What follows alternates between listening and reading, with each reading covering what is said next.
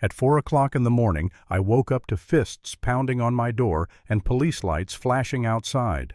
And the reason my neighbor Karen had called 911 because I wouldn't move my Jeep out of my own driveway so her tipsy guests could park there. That night wasn't just insane. It was the opening shot of a neighborhood war I never asked for. Act 1. The Spark. I'd moved into this neighborhood for peace and quiet, tree-lined streets, kids on bikes, the occasional block barbecue. What I didn't realize was that across the street lived Karen, the self-proclaimed queen of our HOA.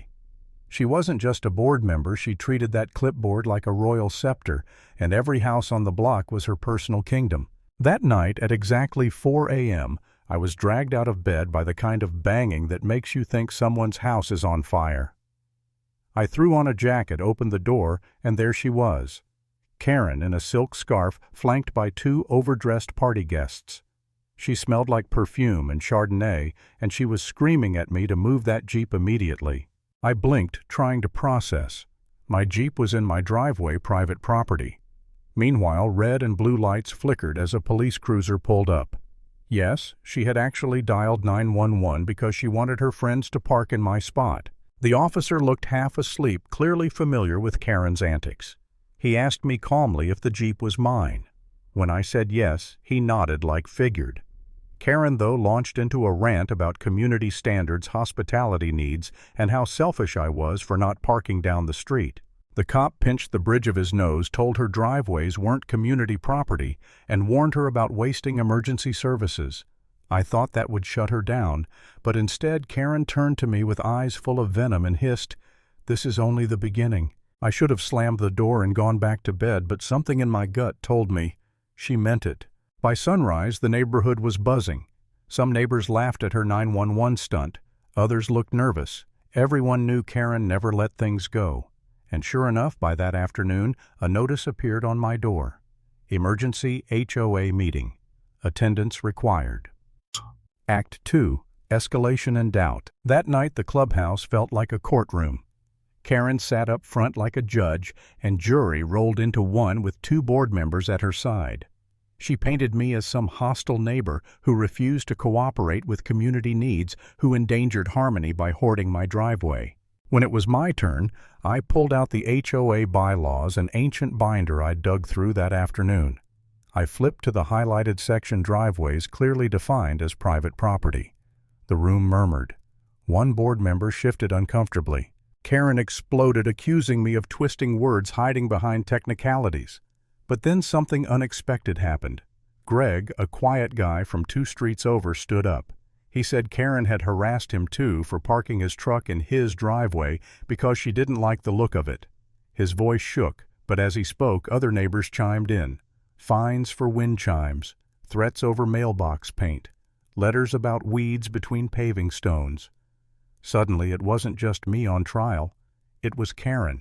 The meeting ended with no violation against me. Karen stormed out red-faced, muttering about appeals. I should have felt victorious. But walking home, binder under my arm, I couldn't shake the dread. I knew she'd be back. And she was. Within days, bright orange envelopes started appearing on my door. Violation notices that didn't exist. Claims that my Jeep sat too long in one spot, that its tires left marks on the concrete, that my engine was too loud. I installed cameras and sure enough caught her creeping around my yard at midnight with a flashlight hunting for imaginary infractions. I'll be honest, that's when the doubt set in. I'd sit on my porch staring at those envelopes, wondering if I should just give up, sell the house, move somewhere sane. I was tired. She wasn't just coming after my Jeep, she was eating away at my peace of mind. But then Greg came by. He told me Karen had doubled down on him since he spoke up, filing complaints about his lawn, even how often he mowed. His frustration mirrored mine. That's when it clicked. This wasn't about me, it was about control. If I quit, she'd keep steamrolling everyone. So I decided no more playing defense. The timing couldn't have been more perfect. Karen's annual grand HOA party was coming up, her chance to show off her power, and I knew she'd aim straight at my driveway again. I spent the week prepping, installing steel bollards at the entrance of my drive. By the time her guests rolled in with their luxury SUVs, headlights glaring, my driveway was locked down like Fort Knox. When one guest tried to pull in, I waved him off. He looked embarrassed and backed out. Karen saw everything, her face twisted into pure rage. And that's when it all unraveled. Cars clogged the street, blocking mailboxes, even a fire hydrant. Tow trucks showed up hauling away expensive rides, while neighbors filmed the circus on their phones. Karen screamed, threatened lawsuits, even slipped on a curb and nearly fell flat on her face. The laughter that rippled through the crowd sealed it. Her grand event had turned into a public humiliation. For the first time, I felt the tide turning. But humiliation with Karen never ended things. It only made her escalate. Act 3. The Showdown. A week later, I got the summons. Karen had filed a lawsuit. She accused me of violating HOA easement rights, obstructing community harmony, and causing her emotional distress. I laughed when I read it, but the laughter didn't last. Court wasn't a joke. I had to prepare. So I gathered everything: video footage of her trespassing, security clips of her midnight inspections, testimony from Greg and others who had suffered under her reign. I highlighted every line in the bylaws proving driveways were private. When the day came, I walked into that county courtroom, binder in hand. Karen was already there in a sharp suit folder stacked so thick it looked like she was prosecuting a murder trial. She sat with her lawyer, radiating smug confidence.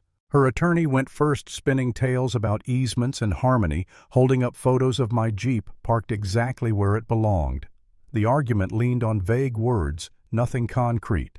Karen nodded furiously, glaring at me like victory was already hers. Then it was my turn. I stood, opened my binder, and read the bylaws out loud. Driveways. Private property. I showed photos, dates, security footage. I played the video of Karen screaming at me, directing guests onto my land, sneaking around with her flashlight. The room buzzed with murmurs. The judge's jaw tightened. Then Greg took the stand. His voice was calm, steady this time. He told the court about the harassment, the fines, the intimidation. Another neighbor followed with her own story. The pattern was undeniable. Karen had been using the HOA as her personal weapon. Karen tried to interrupt, but the judge cut her off sharply. Her lawyer slumped, flipping pages he knew wouldn't save her. Finally, the judge leaned forward and delivered the verdict. The claims were baseless. Driveways were private.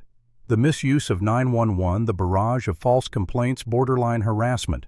Case dismissed. He even warned her that further frivolous filings could lead to sanctions. The gavel cracked down.